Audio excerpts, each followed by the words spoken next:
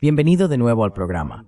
Hoy nos acompaña Brian Berletic, analista de asuntos internacionales, autor y presentador de The New Atlas. También podemos añadir que es ex-Marine de los Estados Unidos. Así que bienvenido de nuevo al programa. Muchas gracias por volver a invitarme. Así que ahora tenemos noticias del Financial Times, que ya ni siquiera lo ocultan, de que la administración Trump está proporcionando datos y ayudando a Zelensky a atacar instalaciones energéticas rusas en lo más profundo del territorio ruso. Ahora bien, incluso Joe Biden, que parecía más inclinado hacia políticas que podrían desencadenar la Tercera Guerra Mundial, dudaba en hacer este tipo de cosas. Quiero decir, no hay muchas formas de interpretar esto. Se trata de Estados Unidos participando en actos de guerra, obviamente, contra Rusia. Mi pregunta es ¿hasta qué punto va a llegar Estados Unidos con esto y durante cuánto tiempo seguirá siendo unilateral? Porque parece estar poniendo a prueba la paciencia de Rusia. No puedo imaginarme la situación inversa, que abiertamente en los medios se informara de que Rusia está ayudando en ataques profundos contra Estados Unidos y que no se hiciera nada.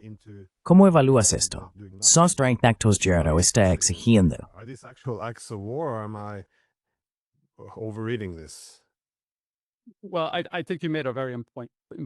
Bueno, creo que has hecho un punto muy importante ahí. Si alguien estuviera haciendo esto a Estados Unidos, el país acusaría abiertamente a cualquier nación que estuviera ayudando o encubriendo tales ataques de cometer un acto de guerra. Y Estados Unidos ha hecho esto por mucho menos, incluso fabricando acusaciones en el pasado para justificar la imputación de actos de guerra a otras naciones.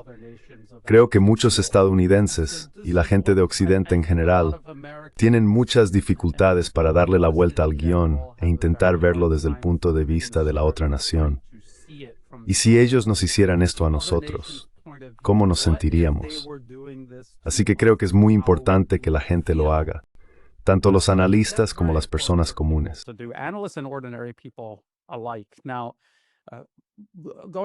Ahora, volviendo a los primeros principios, sabíamos desde el principio, desde 2014, en realidad, mucho antes de que los rusos lanzaran su operación militar especial, que la Agencia Central de Inteligencia de los Estados Unidos intervino y se hizo con el control de las agencias de inteligencia ucranianas.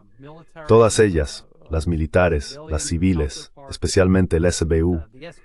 Y son estas las agencias de inteligencia que, según el Financial Times, están implicadas en la realización de estos ataques en profundidad dentro de Rusia.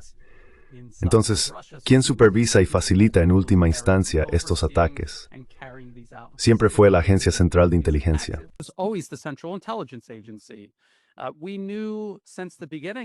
Desde el comienzo de la operación militar especial, sabíamos que las Fuerzas Armadas de Estados Unidos supervisaban a las Fuerzas Armadas de Ucrania y prácticamente todo lo que hacían, desde la dirección estratégica general y los combates que tenían lugar, hasta la selección de objetivos específicos en el campo de batalla.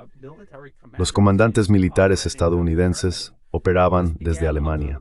Esto comenzó bajo la administración Biden y continúa ahora bajo la administración Trump. Ambos aspectos, la inteligencia y las operaciones militares, están siendo supervisados por Estados Unidos. Ahora bien, mencionaste al presidente Joe Biden y su reticencia a escalar hasta este punto. Creo que si lo hubiera hecho, imaginemos que se hubiera presentado y ganado un segundo mandato, estaría haciendo esto ahora mismo. En ese momento, simplemente no estaba listo para avanzar hasta ese punto de escalada. Pero Estados Unidos ha estado haciendo lo que la política exterior estadounidense en general siempre hace. Esta estrategia de rebanadas de salami, en la que siempre van escalando, pero en incrementos tan pequeños que resulta muy difícil para un adversario señalar a Estados Unidos y llamarlo un acto de guerra. Lo hacen de forma muy deliberada con ese propósito. Así que aquí están el presidente Trump y su administración. Ya advertí sobre esto antes de que siquiera ganara las elecciones de 2024.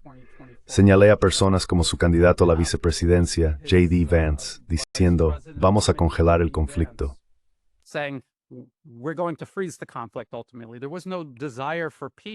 En última instancia, no había ningún deseo de paz en Ucrania, solo de congelar el conflicto. En aquel momento, J.D. Vance decía, allá por septiembre u octubre de 2024, que necesitábamos nuestras armas para luchar contra China, no contra Ucrania, que los europeos debían hacerse cargo. Luego, en febrero, una vez que el presidente Trump asumió el cargo y su administración estaba en el poder, el secretario de Defensa de Estados Unidos, ahora llamado secretario de Guerra, Pete Hegseth, volvió a estar en Bruselas hablando de enviar tropas europeas para congelar el conflicto, redoblando la producción militar industrial, armando a Ucrania y reconstruyendo su ejército, esencialmente destrozándolo.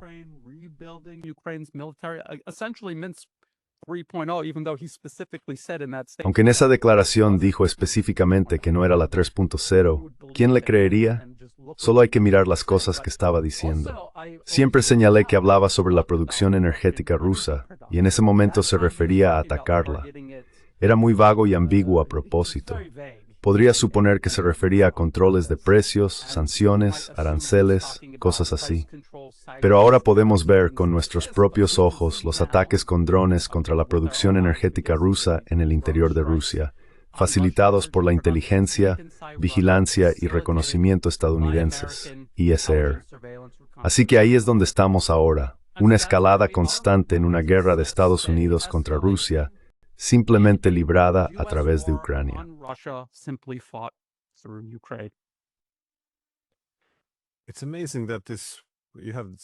Es increíble que se publiquen algunos de estos artículos, pero no haya ningún debate en la sociedad. Quiero decir, se supone que somos democracias con medios libres, y aún así existen estos ataques contra Rusia. Y es bastante obvio por qué no hay más debate sobre esto. Porque si criticas o muestras escepticismo respecto a los ataques directos contra Rusia, entonces te pueden etiquetar como prorruso. Ningún periodista que quiera conservar su trabajo querría sugerir que eso es problemático. No quiero limitar mis palabras aquí, pero los medios son simplemente tan idiotas y horribles. Quiero decir, esto es pura basura. Si provocas una guerra nuclear, eso no significa ser prorruso.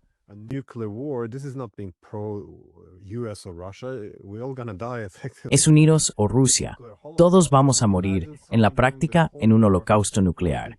Quiero decir, imagina a alguien durante la Guerra Fría criticando la idea de un ataque sorpresa o de un lanzamiento limitado de misiles en lo más profundo de la Unión Soviética. ¿Eso lo convertiría en prosoviético? Ahí es donde estamos como sociedad. Pero mencionabas ese incrementalismo, esas tácticas de salami, ese enfoque paso a paso.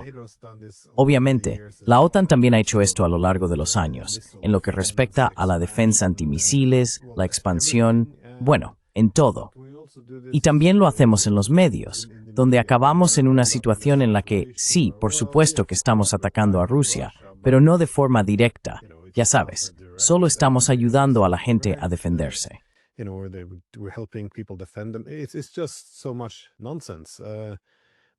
Es todo un sinsentido. Sí, pero tenemos otro problema que se avecina. Además de este ataque a las instalaciones energéticas rusas, también tenemos a Estados Unidos considerando el uso de Tomahawks, lo cual, de nuevo, encaja con el espíritu de las tácticas del salami. Ya sabes, uno supone que esta decisión ya se ha tomado, que simplemente están preparando al público para esta posible medida futura. Y luego, por supuesto, se introducirá, supongo, pero con algunas limitaciones. Trump no quiere que ataques cualquier objetivo que desees. Y luego, al igual que con Biden, esas limitaciones empezarán a eliminarse. No lo sé. Pero, ¿ves los Tomahawks como algo fundamentalmente distinto de las escaladas anteriores?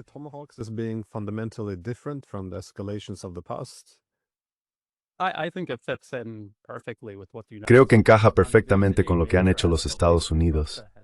Es una gran escalada, y Rusia ha dicho que es una gran escalada.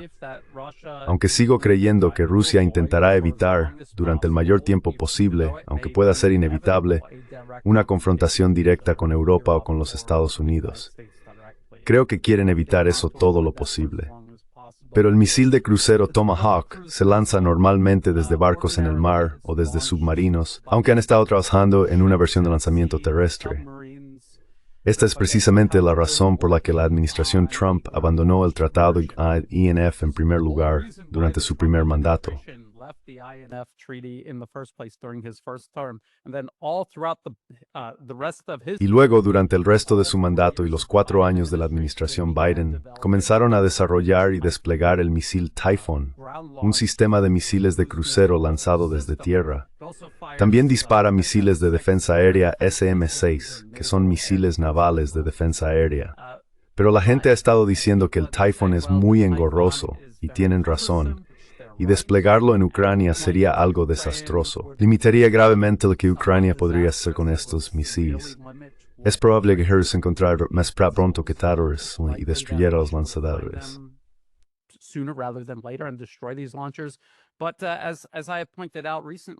Pero como he señalado recientemente, había otro sistema lanzado desde tierra, los fuegos de largo alcance desarrollados por Lockheed Martin para disparar el Tomahawk, que es un misil de Raytheon. Es mucho más pequeño y más móvil. Es una sola celda. Existen estos sistemas de lanzamiento vertical Mark 41 desde los que se lanza el Tomahawk. Tiene una sola celda, mientras que el Typhoon tiene 4 celdas. Lo que esto permitiría a Ucrania es disponer de algunos de ellos y tenía prototipos funcionales. El cuerpo de Marines de Estados Unidos los probó y finalmente descartó. Pero existen.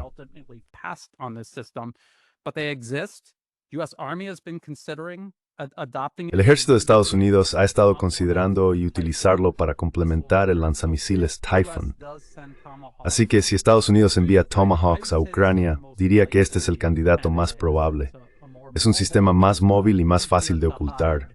Y por supuesto, Estados Unidos estaría haciendo todo excepto, posiblemente, aunque tal vez también, apretar el botón para dispararlos.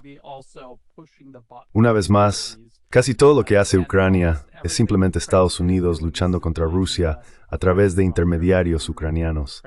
Y el despliegue de los Tomahawks no sería una excepción. Como se ha señalado, las defensas aéreas rusas serían capaces de defenderse de esto.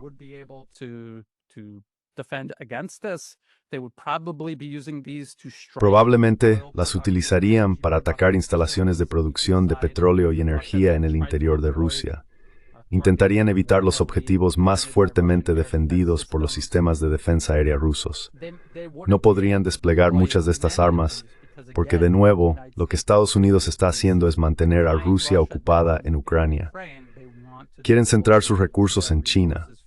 Así que desplegarían, supongo, un número relativamente pequeño de estos misiles, que no se fabrican en grandes cantidades, ni siquiera un centenar al año, en comparación con sus homólogos rusos, que se producen por cientos, a veces 1000 cada año.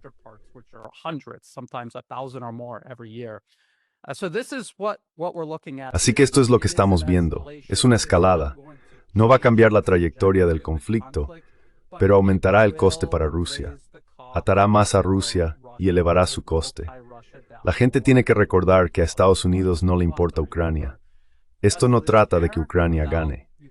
En 2019, la corporación RAND dijo que si se provocaba una guerra entre Rusia y Ucrania, probablemente Ucrania quedaría completamente destruida. Así que esta no es la razón por la que están luchando.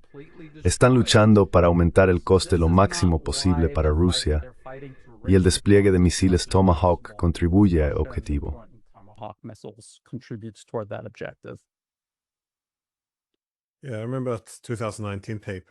Sí, recuerdo un artículo de 2019 de la corporación RAND.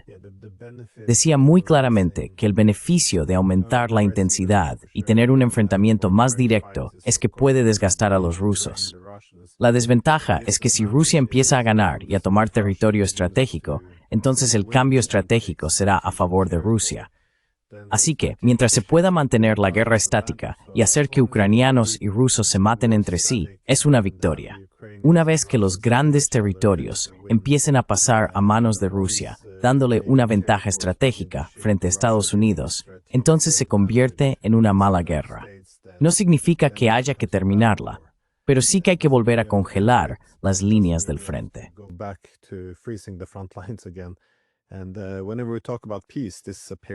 Y cada vez que hablamos de paz, parece que eso es lo que significa. Simplemente congelar las líneas del frente y preparar a la próxima generación de ucranianos para seguir muriendo. Pero es que supongo que siempre estuve un poco indeciso con Trump, porque, ya sabes, está en un entorno hostil en Washington. Nadie allí quiere la paz con Rusia. Así que nunca estoy seguro de si está engañando a los halcones de su propio país o a los rusos. Aunque tendía a ser un poco optimista, ya que reconoció que la expansión de la OTAN era la causa de la guerra. Y si puedes identificar la causa, al menos puede empezar a trabajar en una solución.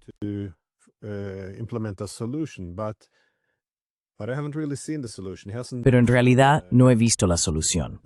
No la ha mencionado desde entonces. Quiero decir, en más de una ocasión ha dicho que la expansión de la OTAN fue la causa de la guerra, y aún así trata el conflicto como si solo fuera un mediador, como si tuviera que hacer que los ucranianos y los rusos llegaran a un acuerdo. Pero la expansión de la OTAN está dirigida por Estados Unidos. Quiero decir, la OTAN es Estados Unidos. Y ya sabes, en Europa básicamente hacemos lo que los estadounidenses nos dicen. Además, la OTAN no puede expandirse sin Estados Unidos. Así que, ¿por qué está, ya sabes, supuestamente presionando a Zelensky para que acepte algo que está dentro de su propio ámbito? Es bastante extraño.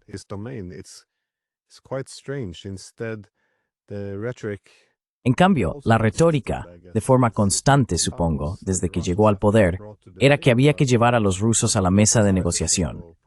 Pero los rusos ya están en la mesa. Putin voló a Estados Unidos. Quiero decir, no he visto las propuestas que se supone que los rusos están rechazando. Parece que hay algunas contradicciones en juego.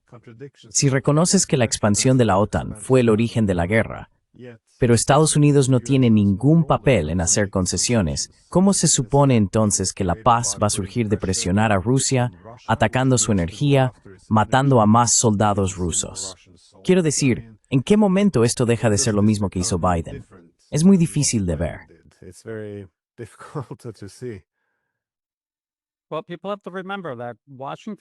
Bueno, la gente tiene que recordar que el papel de Washington en todo esto es principalmente aplicar políticas que ya han sido determinadas, y están determinadas por grandes intereses corporativos y financieros. La industria armamentística, el gran petróleo, la gran agricultura, la gran industria farmacéutica, todos esos intereses para los que el presidente Trump trabaja con entusiasmo. Ni siquiera lo oculta. Y cuando hablamos de la OTAN, sí hablamos de Estados Unidos, pero más concretamente, no hablamos de 300 millones de estadounidenses corrientes. Hablamos de un puñado de corporaciones, los accionistas, las firmas de capital que poseen las acciones y los consejos de administración. Son personas que circulan entre los consejos de todas estas diferentes empresas de diversos sectores en todo el mundo.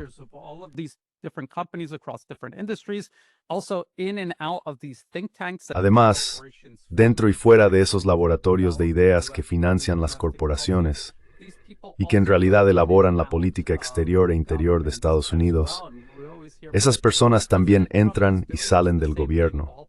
Y siempre oímos que lo que hace el presidente Trump es lo mismo que hacen todos los políticos de Washington: adular al público, decirle lo que quiere oír, mientras sigue haciendo lo que le dictan los intereses especiales para los que, en última instancia, trabaja.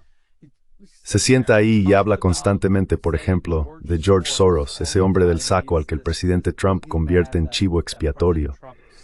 No es que George Soros no participe en todo esto. Scott Bessent, al frente del Tesoro, fue durante años la mano derecha de George Soros. Él gestionaba sus fondos.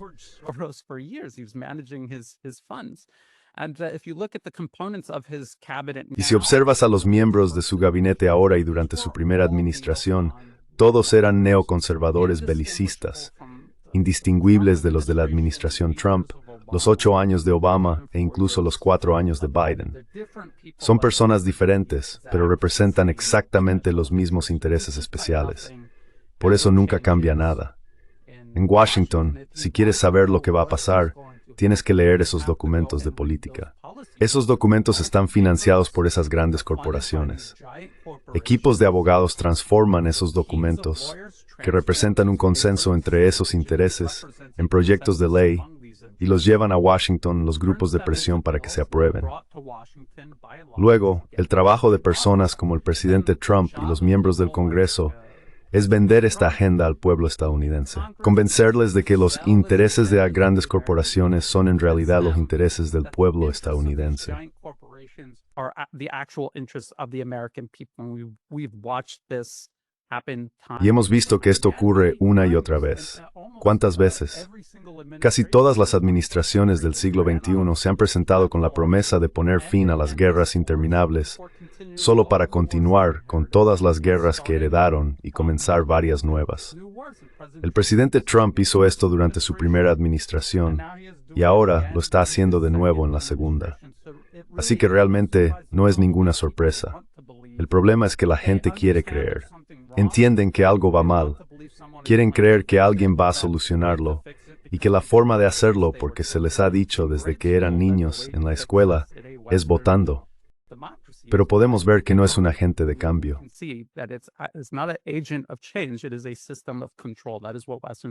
Es un sistema de control. Eso es lo que realmente es la democracia de estilo occidental. Y este es el resultado final. Así que ya sabes, si preguntas cuál es la solución a todo esto, el mundo multipolar tiene la solución. Crear alternativas a estos intereses especiales profundamente arraigados y construir un sistema alternativo que realmente busque los mejores intereses de la mayoría de las personas en la Tierra, lo que incluye al pueblo estadounidense, por cierto. Como dices, si esto llega a una guerra nuclear, la gente en Europa no se beneficia, y el pueblo estadounidense tampoco se beneficia de ello. Pero sin llegar a eso ya podemos ver cómo Europa está sufriendo económicamente. Están en lo que casi podrías llamar un declive irreversible.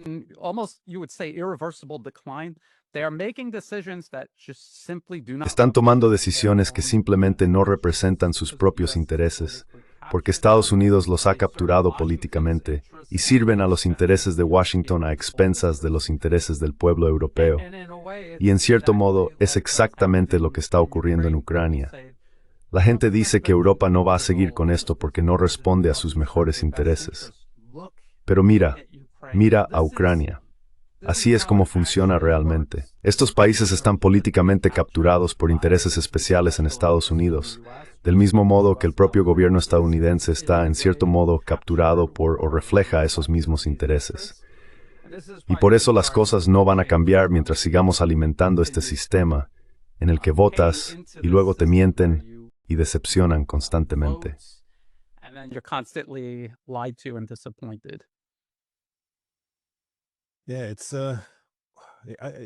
Sí, también es un poco frustrante. Casi se trata como una teoría de la conspiración, que los intereses especiales dicten las políticas. Pero también hay mucho trabajo académico sobre esto. Está ese famoso estudio de Yale, que analizó todas las decisiones políticas desde los años 80 hasta los 2000, y concluyó que el voto tiene poca o ninguna influencia en la elaboración de políticas, que en realidad son los intereses especiales los que las financian. Y me alegra que hayas mencionado los think tanks. De hecho, escribí un libro sobre ellos porque, una vez más, es algo tan evidente y sin embargo se ignora. Quiero decir, los think tanks están casi completamente financiados por la industria armamentística.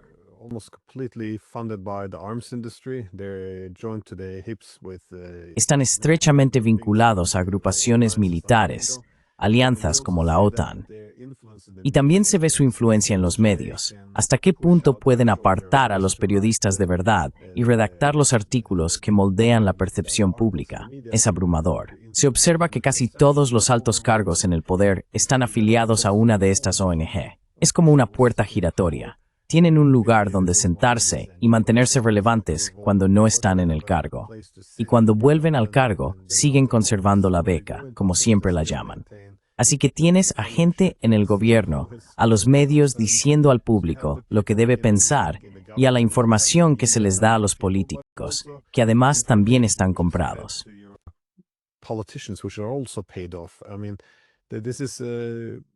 Quiero decir, esto es como los documentos del Congreso. Todos los informes de políticas que se reparten y que los políticos comprados se supone que deben poner en práctica. Esto también está financiado por los think tanks, así que todo el mundo cobra y todo está a la vista. pero como nadie puede criticarlo, es como si no ocurriera. Es algo realmente extraordinario. Pero me gusta lo que dijiste sobre cómo la gente quiere creer en esto, porque si lo piensas bien, hay que vender la guerra como si fuera paz si quieres prosperar en Estados Unidos. La gente olvida que Bush llegó al poder criticando a Clinton por su política de construcción nacional. Eso era inaceptable.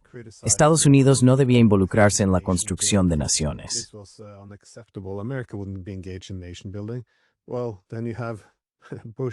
Bueno, luego tienes a Bush, el máximo constructor de naciones, desde Afganistán hasta Irak, y luego, por supuesto, tienes a Obama. Ahora él quiere un cambio. No vamos a hacer esto más. Claro, aquí en Noruega le dimos un premio de la paz prácticamente el primer día que asumió el cargo porque era tan maravilloso. Y ya sabes, la forma en que persiguió a los periodistas y su guerra con drones sin precedentes no importa. Y luego, por supuesto, tenemos a Trump. Él va a ser América primero. Una vez en el poder, tiene que explicar que América primero en realidad significa estrechar la mano de Jolani, bombardear Irán, hacer lo que Israel quiera. ¿Y por qué no continuar también la guerra de Ucrania? Es muy engañoso.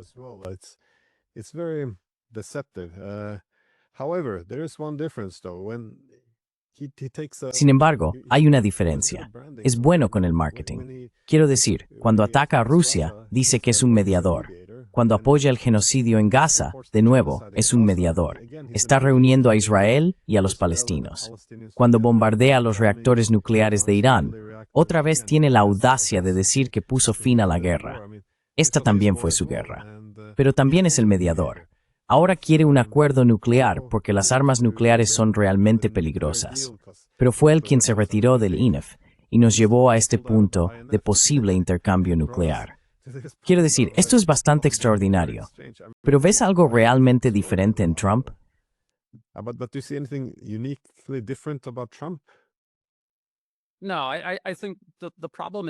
No, creo que el problema es que mucha gente no recuerda cómo se ha desarrollado esto una y otra vez en administraciones anteriores.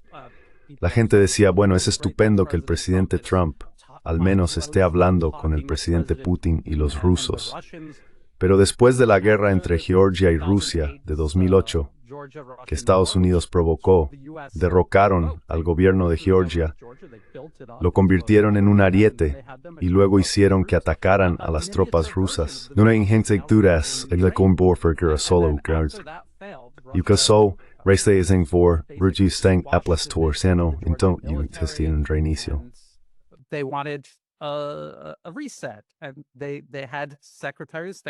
En aquel momento estaban la secretaria de Estado Hillary Clinton y el ministro de Asuntos Exteriores Sergei Lavrov y restablecieron las relaciones. Si se observan los artículos de aquella época, había tanta esperanza de que surgiera una nueva cooperación con Rusia. Es casi una repetición literal de todo lo que acabamos de ver que atravesó la administración Trump con Rusia. Es una mala reedición.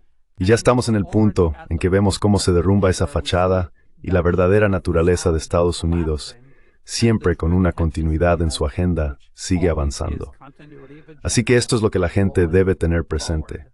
Debemos recordar que el sistema político en Occidente es uno de gestión de la percepción.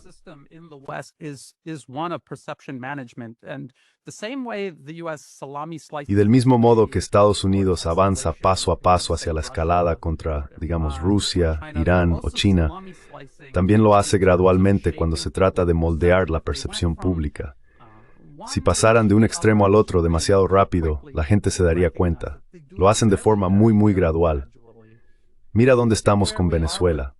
Sé que está al otro lado del planeta, pero está directamente relacionado con todo. Estados Unidos está librando, en esencia, una guerra contra el multipolarismo.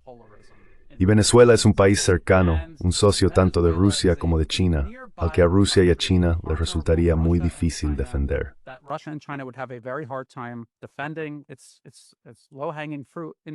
Es una oportunidad fácil, en esencia, y eliminarla del tablero aislaría aún más a Rusia y China, de maneras en las que Estados Unidos podría estar teniendo dificultades, por ejemplo, con Irán, o incluso más con Corea del Norte. Así que pasamos de aseguré la frontera en los primeros 100 días. Eso fue lo que el presidente Trump dijo al pueblo estadounidense. Y si preguntas a los seguidores de Trump, ¿qué ha hecho realmente el presidente Trump de lo que dijo que iba a hacer? Te dirán que aseguró las fronteras.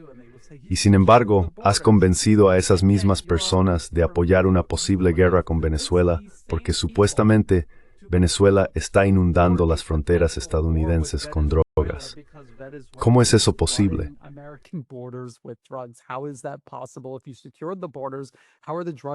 Si aseguraste las fronteras, ¿cómo es que las drogas siguen entrando a raudales por ellas? No tiene ningún sentido. Y se nota que cuando les preguntas esto a los seguidores de Trump, ni siquiera se lo habían planteado de esa manera. Así es como funciona la gestión de la percepción. Opera en este teatro de la política que desconecta a la gente de su capacidad de usar la lógica y la razón. Y más allá de eso, ni siquiera se trata de pensar que Trump sea un tipo tan estupendo. También ocurre que muchas veces la gente vota por alguien como Trump, o incluso por Kamala Harris en ese caso, porque odia o teme aún más al oponente. Y eso genera una gama de emociones muy intensas que ciega a las personas e impide que usen su lógica y su razón.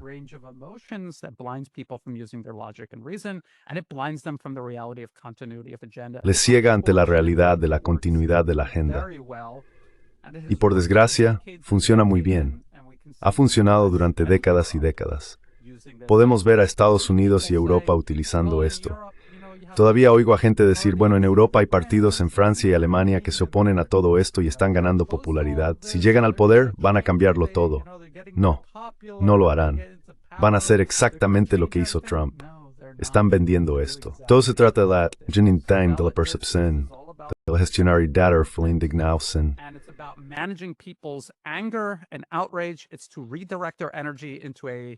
Se trata de redirigir su energía hacia una dirección inofensiva. De eso se trata todo esto. Para cuando se den cuenta, digamos la AfD en Alemania o el equivalente en Francia o en cualquiera de estos otros países, para cuando lleguen al poder y la gente vea que no van a cumplir sus promesas, ya será demasiado tarde y estarán atrapados en el mismo ciclo una vez más, pensando que el otro tipo o la otra chica va a salvarlos. Ya pasamos por esto con Italia, con Giorgia Meloni. Se suponía que iba a sacar a Italia de todo esto, del ciclo autodestructivo de servir a los intereses de Washington a costa de Europa. ¿Lo ha hecho?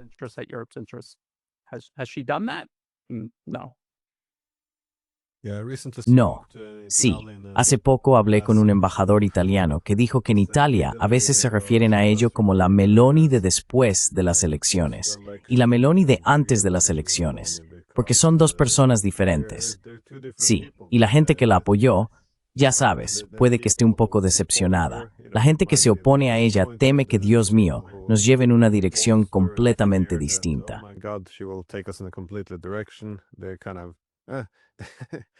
En realidad, nada cambió mucho, quiero decir. Bueno, hay una gran diferencia que se nota con Trump, y es la forma en que vende el imperio y la guerra. Porque ha habido una diferencia fundamental desde el final de la Guerra Fría. Hemos seguido esta idea de hegemonía liberal, que el liberalismo es la razón por la que deberíamos tener igualdad soberana, por la que Occidente debería poder interferir en los asuntos internos de otros países, por la que tal vez tengamos que bombardear esos países de vez en cuando, por la que podríamos tener que desmembrarlos, todo en nombre de la democracia liberal.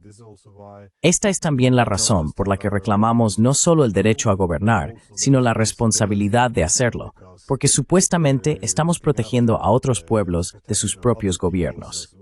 Así que la hegemonía liberal se parece un poco a una misión civilizadora.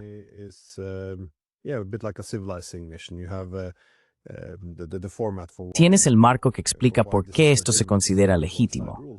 Un lado gobierna, un único punto de toma de decisiones. Pero Trump parece estar rechazando en gran medida el principio liberal.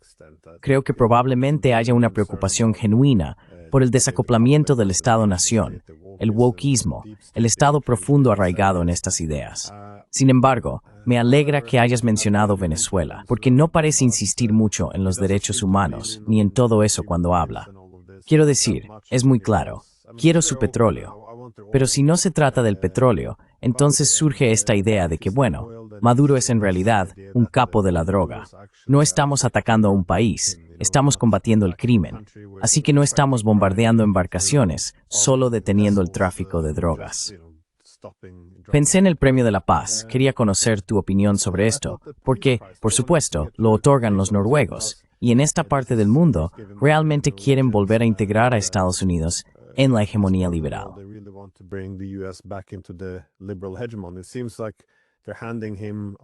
Parece que le están sirviendo, en bandeja, la excusa para recurrir al imperialismo liberal o hegemonía liberal como justificación para atacar, porque le dieron el Premio de la Paz a, bueno, llamémoslo una líder opositora que ha aplaudido todo el tiempo esas sanciones devastadoras contra Venezuela.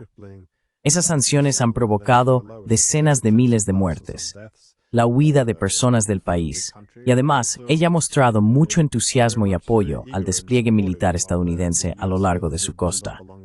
Quiero decir, no me sorprendería si se pusiera de pie a aplaudir cuando los estadounidenses invadan.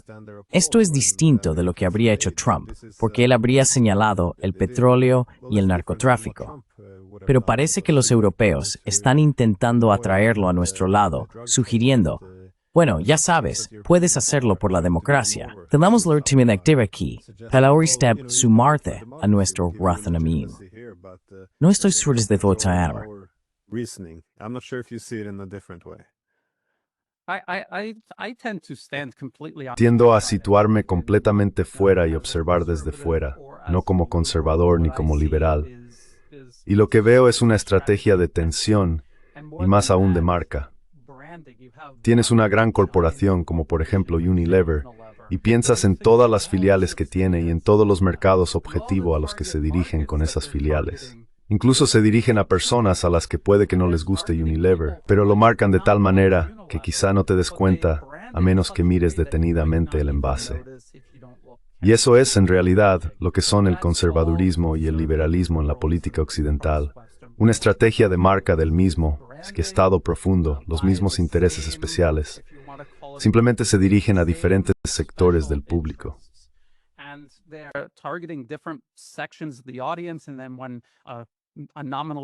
Y luego, cuando un supuesto conservador está en el poder, intentan vender la misma guerra a distintos grupos de personas. Cuando es un partido liberal, lo hacen a través de los derechos humanos y una misión civilizadora. Y cuando es un conservador, es más bien esto. Somos superiores, estas personas son diferentes y peligrosas. Y sí, vamos a quedarnos con su petróleo. Podríamos hacer más con esos recursos de lo que ellos están haciendo. Así que es simplemente un cambio de marca para exactamente lo mismo. Y el Premio Nobel de la Paz, en teoría sí, tiene su sede en Noruega, pero desde que tengo conciencia y sigo la geopolítica, básicamente ha sido un sello de aprobación del Estado profundo estadounidense.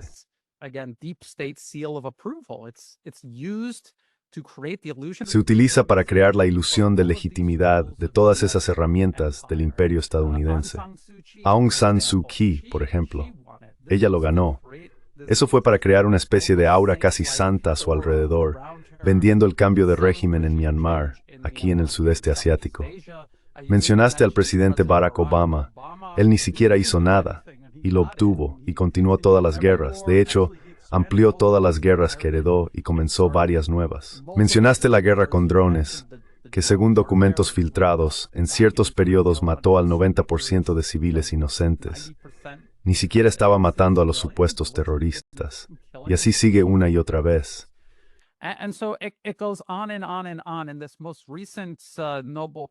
Y este último Premio Nobel de la Paz, yo lo llamaría una farsa, está atrayendo toda esta atención hacia el Premio Nobel de la Paz por parte del presidente Trump, incluso entre públicos como los conservadores, que quizá antes no le prestaban atención. Y ahora han anunciado a este líder opositor venezolano, que ha sido respaldado por el gobierno de Estados Unidos durante años y años, financiado por la National Endowment for Democracy, la ND. La gente no se da cuenta de esto. No fue desfinanciada, no fue desmantelada. Su página web sigue activa y justo el otro día publicaron un comunicado felicitando a este líder opositor venezolano al que han financiado durante años y años. Así que están centrando la atención en Venezuela.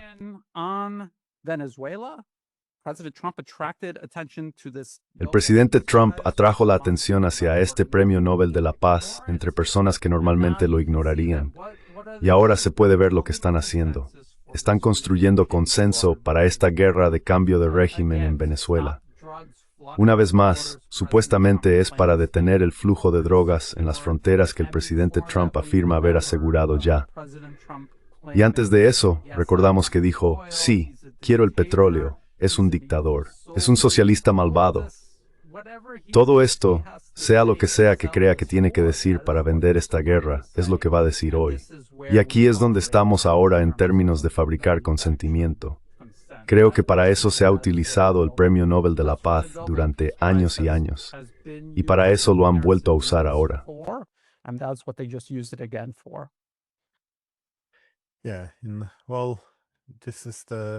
Sí. Bueno, hablamos de los think tanks. También se pueden incluir las ONG en este grupo, porque existen las principales ONG de cambio de régimen creadas por el jefe de la CIA y Reagan en 1983, que es, como dije, la National Endowment for Democracy. La National Endowment for Democracy también financió al Comité de Helsinki de Noruega, que tiene vínculos con el Comité del Premio Nobel de la Paz. Así que es una pequeña red de gente dedicada al cambio de régimen. Pero me pareció bastante apropiado, porque toda la idea después de la Guerra Fría era que la democracia genera paz y que la democracia puede imponerse mediante el cambio de régimen y la guerra.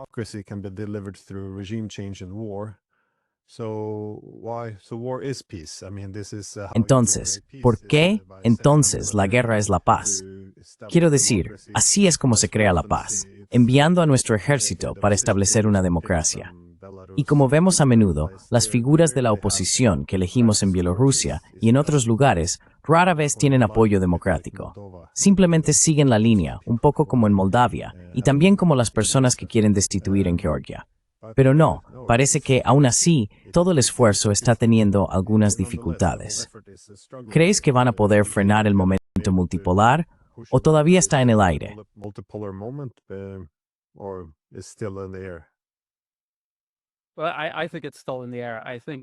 Bueno, creo que todavía está en el aire.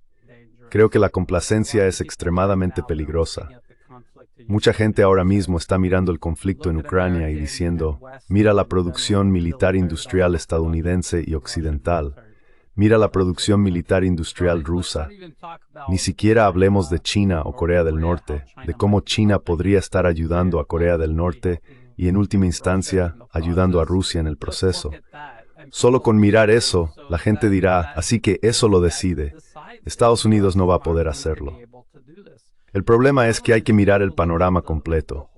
No se trata solo de esta guerra por poderes en Ucrania contra Rusia. Es una parte de todo un conflicto global que Estados Unidos está librando contra el multipolarismo.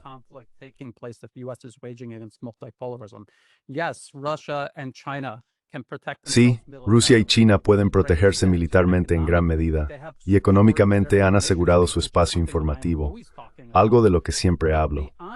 Pero más allá de Rusia y China, ¿otros países están haciendo esto con éxito? Diría que mucha gente subestima el daño que Estados Unidos y sus aliados israelíes han infligido a Irán y a sus aliados como Hezbollah. Han derrocado por completo al gobierno en Siria. Y de nuevo, volviendo a ese documento de la corporación RAND, hablaban de extender a Rusia, mantenerla en un lugar y luego tener éxito en otro.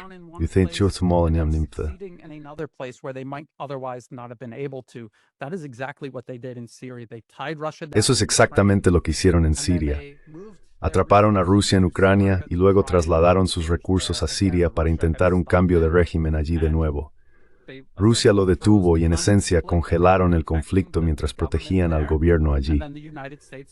Luego Estados Unidos trasladó sus recursos y logró derrocar al gobierno. Eso allanó el camino para esta guerra contra Irán.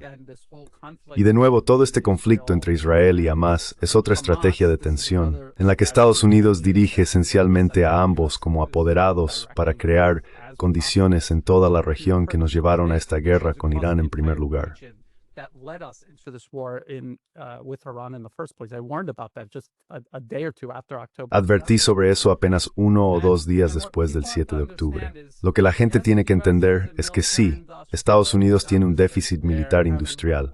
Les está costando ponerse al día y están compensando eso con lo que se podría llamar una red de alianzas. Yo lo llamaría una red de apoderados, donde tienen todos estos intermediarios: Europa, Japón, Corea del Sur, Filipinas. Son países políticamente capturados. La gente dice que no les conviene servir a los intereses de Washington a costa de los suyos propios, pero ese es precisamente el objetivo de capturar políticamente a un país. Se instala un régimen cliente que sirve a tus intereses a expensas de ese país y de las personas que viven allí. Y podemos ver claramente que esto está ocurriendo. Tienen eso, y además una fuerza militar de alcance global.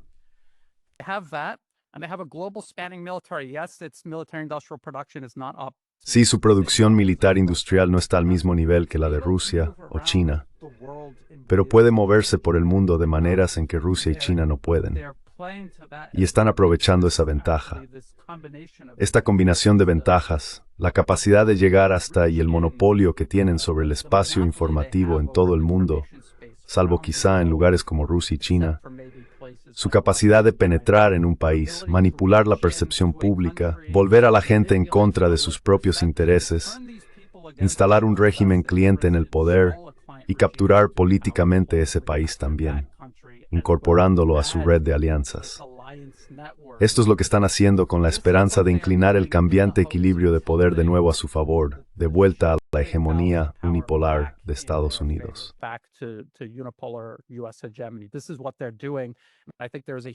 Esto es lo que están haciendo.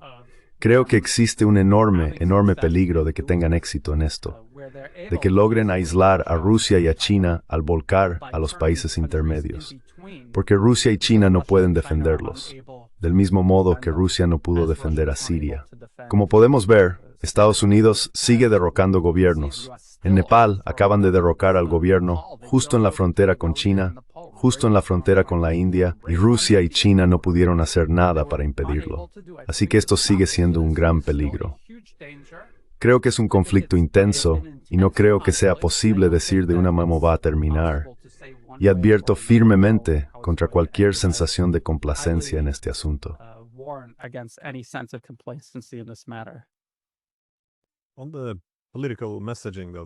En cuanto al mensaje político, sin embargo, es interesante. Puede jugar en distintos frentes. Por un lado, dice, bueno, ya sabes, la guerra nunca habría ocurrido bajo mi administración. Pero también, rompí el tabú de las armas y llené Ucrania de Javelin en mi primera administración, lo que en cierto modo nos llevó a esta guerra. También está la cuestión de la secuencia estratégica. Estaba pensando en Venezuela, porque también hicieron algo con ellos. Cuando los rusos invadieron Ucrania y se fueron todas las sanciones, surgió la necesidad de fuentes alternativas de energía. Así que, de repente, bueno, rajemos las sanciones a Venezuela.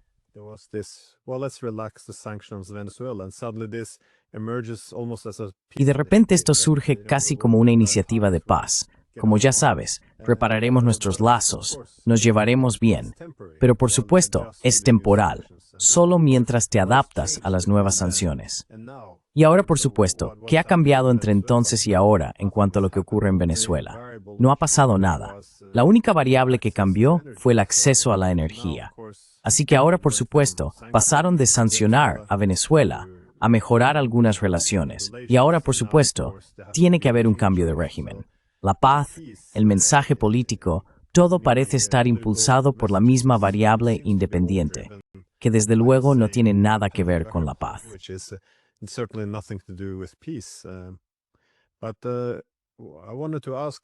Pero quería preguntar, ¿qué ha cambiado desde que Trump asumió el control de la guerra en Ucrania? Porque acabas de mencionar la idea de capturar una nación.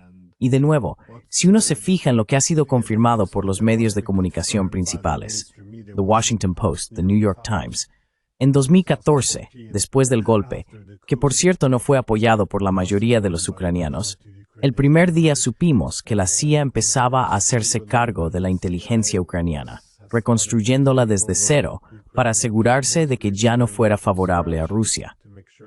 También supimos que secuestraron el gobierno, no solo estadounidenses ocupando puestos clave, sino que según el fiscal general Victor Shokin, los estadounidenses tenían que aprobar todos los nuevos nombramientos.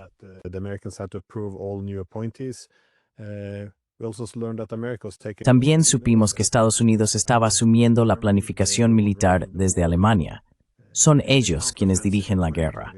Durante la contraofensiva de 2023, cuando los generales ucranianos protestaron y dijeron que acabaría en desastre, fueron desautorizados por los verdaderos estrategas en Washington. También aprendimos esto. Incluso ahora, la última encuesta que vi mostraba que el 69% de los ucranianos quiere negociaciones inmediatas para poner fin a la guerra. No hablamos de esto cuando decimos que ayudamos a Ucrania. Ayudar a Ucrania sigue significando enviar armas, sacar a la gente de sus apartamentos y enviarla a las trincheras como, carne barata. Pero incluso Trump, allá por 2019, cuando Zelensky ganó con un programa basado en la paz,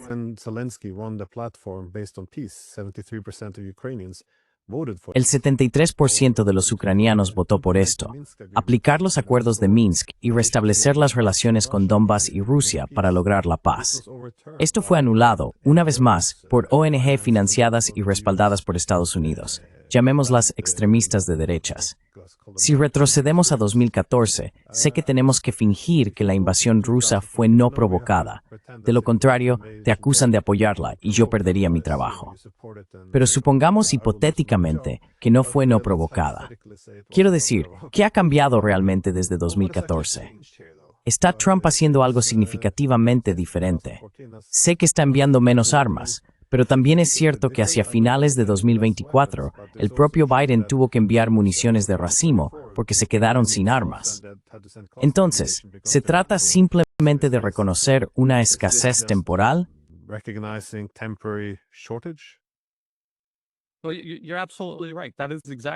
Tienes toda la razón. Precisamente por eso. No fue porque el presidente Trump quisiera la paz con Rusia. Por eso está enviando menos armas. Simplemente tenían menos armas que enviar a Ucrania. Y de nuevo, esto se debe al problema de producción militar e industrial que llevo cubriendo y que otros también llevan cubriendo desde hace años, desde que comenzó este conflicto en 2022. Pero hablabas de cómo el presidente Zelensky se presentó con una plataforma de paz y en cuanto asumió el cargo, cambió de rumbo. Eso debería sonar familiar, es exactamente lo que hizo Obama. Es exactamente lo que acaba de hacer Trump. Esto es lo que todos esos partidos de oposición en Europa están haciendo o planean hacer. Y así es como perpetúan la continuidad de la agenda allí.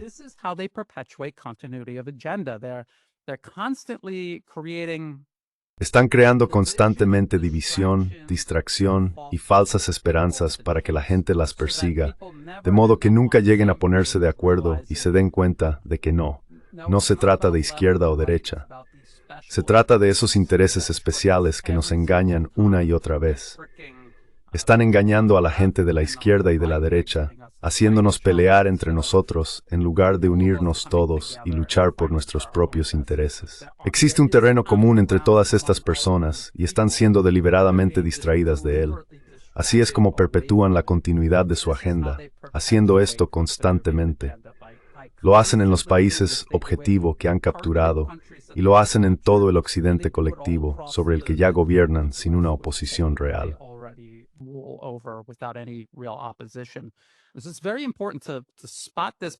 Es muy importante detectar este patrón y darse cuenta de que esto es lo que está ocurriendo. Un cambio real. Si ves un cambio real, como la aparición del multipolarismo, te permite observar cómo reacciona todo el mundo occidental ante ello. No hay ninguna facción en Washington que sea pro-China o pro-rusa, aunque se acusen mutuamente de serlo. Como decía, mira los think tanks, lee esos documentos de política. Eso es lo que realmente va a suceder. Ignora las declaraciones públicas que salen de Washington y presta atención a sus audiencias. Todo esto es público. Las retransmiten en directo por YouTube y todas las grabaciones están disponibles allí. En esas audiencias invitan a gente de los think tanks y se sientan allí a exponer lo que realmente va a suceder y por qué.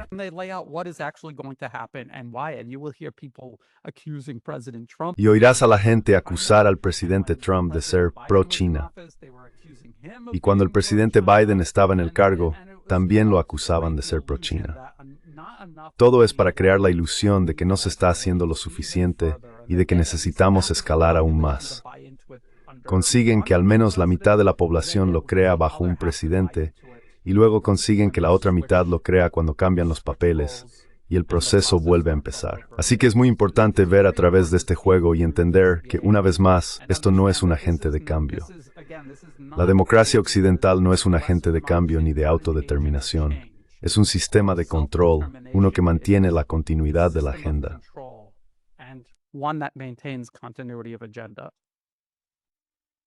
My last question though is how do you assess Mi última pregunta es, ¿cómo evalúas la reacción rusa hasta ahora? Porque de nuevo, lo que dicen y lo que realmente piensan y hacen no son necesariamente lo mismo. Sé que Trump está decepcionado con Putin porque tuvieron una buena conversación y ahora Putin ya no está deponiendo las armas. Pero por lo que oigo, está surgiendo cierta división en Moscú sobre cómo responder, porque dos cosas pueden ser ciertas al mismo tiempo. Una es el reconocimiento de que Estados Unidos está respondiendo de manera genuina al auge de la multipolaridad como una realidad, muchos centros de poder, y al mismo tiempo reconoce que tiene recursos limitados. Su dominio relativo en el mundo ha disminuido. Por esta razón, necesita reorientarse hacia Asia y centrarse más en las Américas. Pero si quieres girar hacia Asia, tienes que alejarte de algún sitio, y ese sitio es Europa.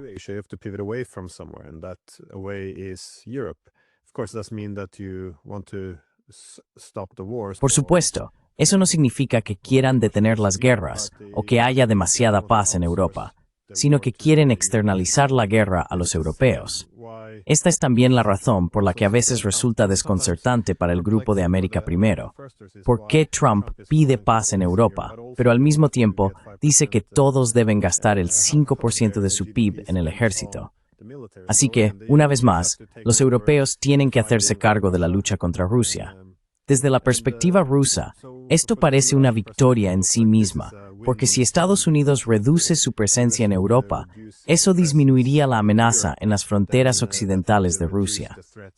Por eso hay motivos para seguirle el juego a las teatralidades de Trump, que es un mediador que solo quiere traer la paz, aunque no pueda hacer ninguna concesión por parte de Estados Unidos.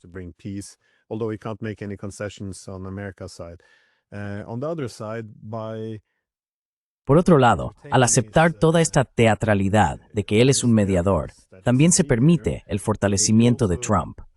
Porque ahora, por supuesto, como no es un participante, puede hacer cosas que Biden ni siquiera quería hacer, es decir, lanzar misiles Tomahawk, lo que significa ataques profundos para destruir instalaciones energéticas rusas. Así que en algún momento, estas contradicciones tienen que resolverse. Se ve a algunas personas inclinándose más hacia, asumamos el coste mientras América y Europa atraviesan una especie de divorcio o una nueva división del trabajo, mientras que la otra parte ahora sugiere que esto ya es suficiente. Quiero decir de nuevo, como dijiste antes, ¿qué harían los estadounidenses si Rusia estuviera atacando en lo más profundo de Estados Unidos?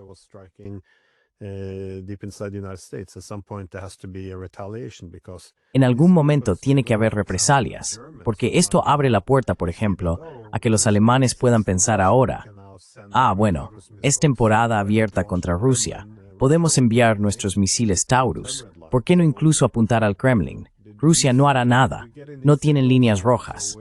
Entonces, ¿recibiste alguna señal sobre hacia dónde podría ir Rusia con esto? Porque estas contradicciones, a medida que Estados Unidos intensifica la guerra contra Rusia, solo se agravan. Hay límites a lo que están dispuestos a aceptar. Quiero decir, a pesar de lo que digamos, Putin no es un dictador. Si Rusia ha atacado suficientes objetivos políticos y económicos, no va a poder contener a los otros centros de poder en Rusia, las fuerzas políticas que quieren una respuesta mucho más contundente. I would put it this way. Lo diría así.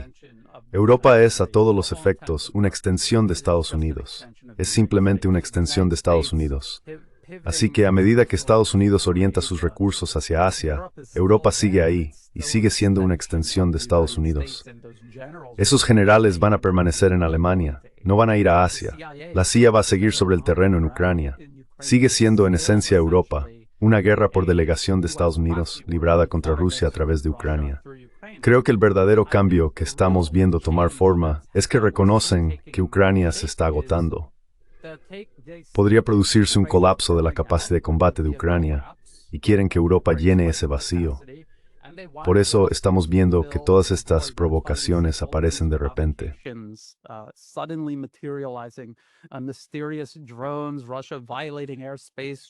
Drones misteriosos, Rusia violando el espacio aéreo, drones rusos Heran, o ya sabes, el equivalente de reconocimiento, sobrevolando Polonia.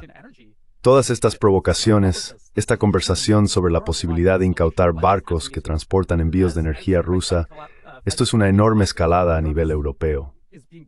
Lo que está ocurriendo es que a medida que la capacidad de combate de Ucrania se derrumba, se está designando a Europa para llenar ese vacío. Esto es lo que estamos viendo. El conflicto se está librando hasta el último ucraniano. Y ahora se están preparando para que sean los europeos en general quienes entren en la brecha a continuación. ¿Y qué está haciendo Rusia? Creo que nadie puede estar seguro de lo que piensa el presidente Putin. No me ha confiado lo que realmente está pensando. Pero creo que los rusos comprenden perfectamente lo que está ocurriendo. Como hemos notado, no han hecho ninguna concesión a Estados Unidos durante todas estas supuestas negociaciones.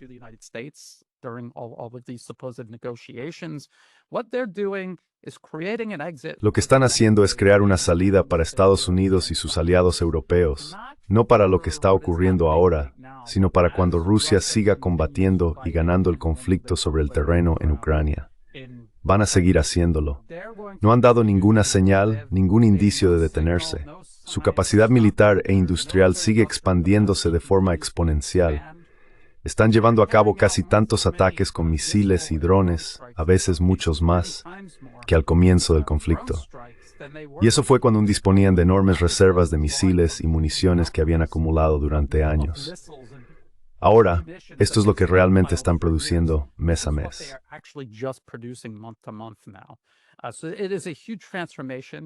Así que es una transformación enorme. Siguen llevando a cabo esta transformación. Y como estrategia, cuando estás inmerso en una guerra, básicamente con otra nación o grupo de naciones, les das una salida, una vía de escape, en lugar de obligarles a luchar hasta el final absoluto, hasta la muerte absoluta. Y creo que eso es lo que están haciendo los rusos. Ya sabes, es fácil mirar lo que dice y hace el presidente Putin y decir, esto es debilidad. Va a caer otra vez en un Minsk 3, otro Minsk más. Pero creo que en realidad se trata de que Rusia está siendo pragmática, pensando a largo plazo, intentando evitar que esto se descontrole.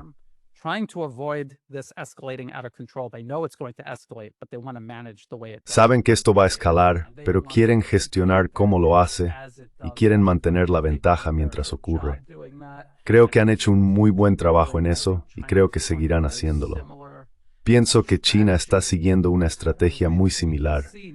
Ahora podemos ver que China sabe que hay límites y líneas que se están cruzando y entienden hacia dónde se dirige todo esto. No creo que se engañen pensando que podría haber algún tipo de acomodo dentro de un orden mundial unipolar liderado por Estados Unidos. Entienden cómo se está desarrollando esto. Simplemente intentan ser lo más cuidadosos e inteligentes posible mientras avanzan en este proceso.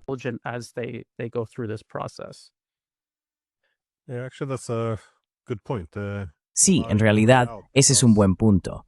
Permitir una vía de salida, porque parece que especialmente durante la última semana, con el aumento de los ataques contra la infraestructura eléctrica o energética en toda Ucrania, y ahora el colapso de Pokrovsk, esto va a tener un efecto en cascada. Así que si Ucrania se derrumba, es importante que al menos los estadounidenses tengan una forma de salir de esta situación, porque estarán bajo una gran presión para evitarlo en su principal proxy. Quiero decir, esta es una gran oportunidad. tienen a cientos de miles de ucranianos bajo las armas, que pueden utilizar para debilitar a un adversario clave. Y permitir que todo esto se desmorone va a ser muy doloroso. To allow this whole thing to fall apart is going to be very painful, but if there is a way out for Trump to say, Pero si hay una forma para que Trump salga bien parado y se mantenga a salvo, simplemente decir, bueno, ya sabes, intentamos acabar con la guerra desde el principio. Fueron los europeos. Nunca fue mi guerra. Ya sabes, todo esto lo hemos oído antes. Pero supongo que eso es importante, mantener las relaciones con Estados Unidos y conservar viva la narrativa de que América intenta poner fin a esta guerra, al menos hasta que Ucrania se derrumbe. Y luego, por supuesto, los europeos podrán tener su propia narrativa en la que apoyarse. Podrán decir, bueno, Putin siempre quiso exterminar a Ucrania como nación, solo consiguió, digamos, un 25%. ¡Jaja! Ganamos. Así que, de algún modo, todos tienen una vía de escape, lo cual podría ser algo positivo. Por supuesto, si la alternativa es simplemente la guerra. Pero sí, en fin, ¿algún comentario final antes de terminar? anyways, any final thoughts before we wrap up? Well, I always try to impress upon people. Bueno, siempre intento hacer que la gente entienda la importancia de alejarse y mirar el panorama general. Sé que existe una tendencia a que las personas se centren en exceso en un conflicto concreto, y desde su perspectiva, eso parece el centro del universo. Pero tenemos que alejarnos y ver el panorama más amplio, cómo operan los Estados Unidos en todo el mundo. Hay personas que están absolutamente convencidas de que, por ejemplo, Israel de algún modo controla a Estados Unidos. Pero si nos alejamos de Oriente Medio, podemos ver que Estados Unidos tiene apoderados como Israel, del mismo modo que Ucrania es básicamente copiado y niño que están utilizando en el del este, no para del este contra Rusia. That they're using in Eastern Europe against Russia. They have the island province of Taiwan. They have the Tienen la provincia insular de Taiwán, ahora tienen Filipinas, de nuevo, una copia al carbón en la región Asia-Pacífico. Y si observas el panorama general, puedes ver las cosas con mucha más claridad. Como siempre, leed los documentos de política. Ruego a la gente, por favor, que los lea. Ignorad lo que dicen los políticos. Su trabajo es mentirnos. Leed los documentos de política y observad cómo todo, casi línea por línea, palabra por palabra, se está aplicando a partir de textos redactados hace años. Están implementando el plan. De ahí proviene la política, y eso es lo que nos indica lo que viene en el futuro próximo e intermedio. Y como siempre, muchísimas gracias por invitarme. And as always, thank you so much for having me on. Yeah, and if people want to find you, they can go to the Sí, y si la gente quiere encontrarte, puede ir a The New Atlas, donde tienes tu propio podcast. Y hay un dicho chino que siempre me gusta, volviendo a lo que acabas de mencionar, que dice que si das un paso atrás, el mundo parece más grande. Me gusta ese, porque a menudo nos centramos demasiado en un solo conflicto o nos quedamos con una visión de túnel. En fin, gracias de nuevo por tomarte el tiempo. Anyways, thank you again for taking the time. Gracias.